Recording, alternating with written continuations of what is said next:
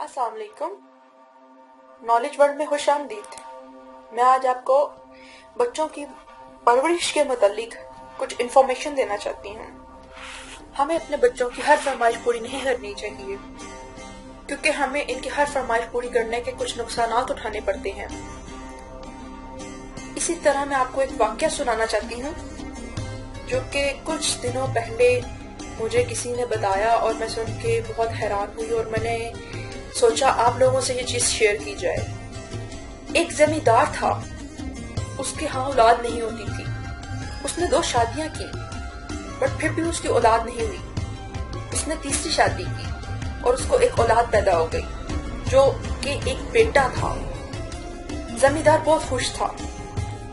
उसने अपनी बीवी को कहा कि अब मेरे बेटे की परवरिश इस तरह करनी है जैसे कि शहजादा हो कोई। जमींदार के 4 भाइयों में से ये पहला लड़का था।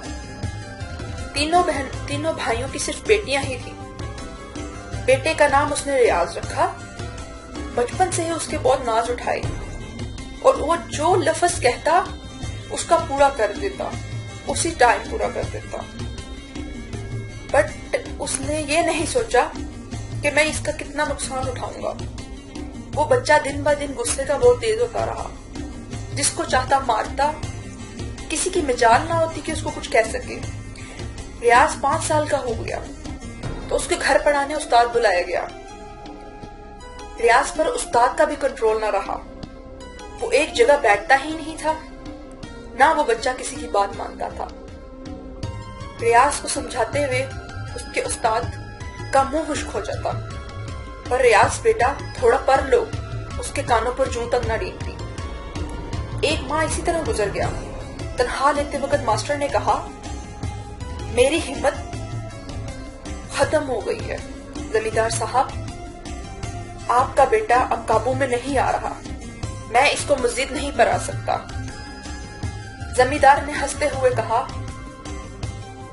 मास्टर साहब आप तो गीदड़ों को पढ़ाते थे, मेरे शेर को काबू करें तो मैं जानूं। मास्टर साहब ने मुंह लटकाया और वापस चले गए और रियाज को पढ़ाना छोड़ दिया। कुछ दिनों बाद उन्होंने रियाज को एक स्कूल में दाखिल करवा दिया। वहां पे भी कुछ बात ना बनी। इसी तरह टाइम गुजरता गया। माँ यही कहती रही कि ये मेरा शहजादा है और उसकी कोई गलती को एक्सेप्ट भी ना करती। उनका ख्याल था कि वो हमारे लिए सारा कुछ है, सारी दुनिया, सारा कुछ रियाज ही है।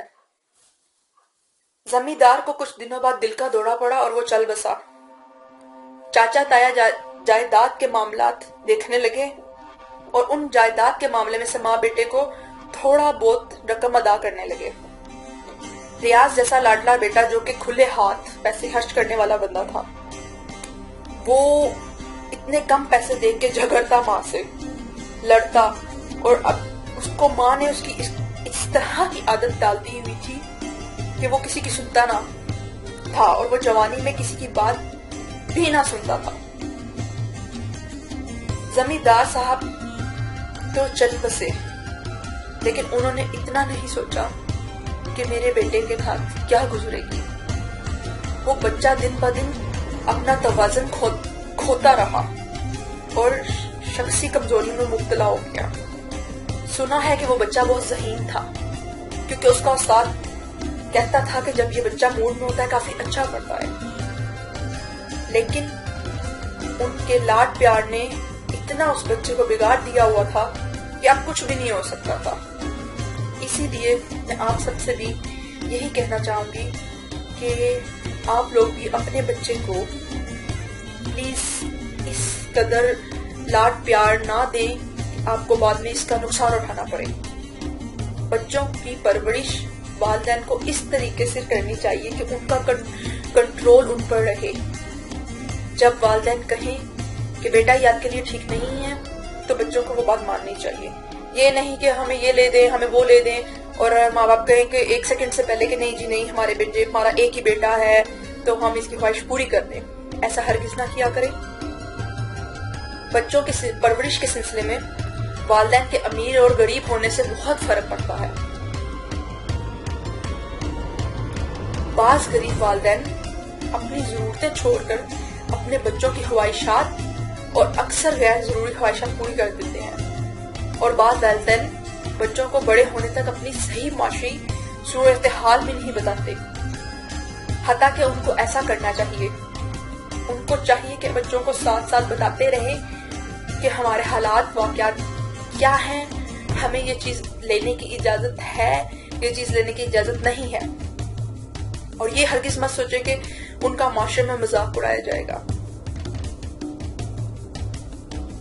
امید کرتی ہوں آپ لوگ میری اس بات کو سمجھے ہوں گے اچھی طرح، اور پلیز میری ویڈیو کو لائک ضرور کریے گا، اور مجھے اس بات کا کمنٹ بھی ضرور دیجیے گا کہ ہمیں اپنے بچوں کی پرورش اس طریقے سے کرنی چاہیے کہ نہیں۔